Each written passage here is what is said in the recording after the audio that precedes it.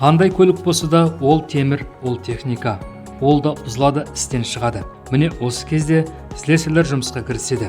Ауыр карьерлік авто өзатырғышты жөндеу слесарі, жүк көтергіштігі Орасан, БелАЗ, Hitachi, Caterpillar карьерлік авто өзатырғыштарының тораптары, агрегаттары мен жүйелеріне техникалық қызмет көрсетуді, диагностика жүргізуді және жөндеуді орындайтын жұмысшы маман.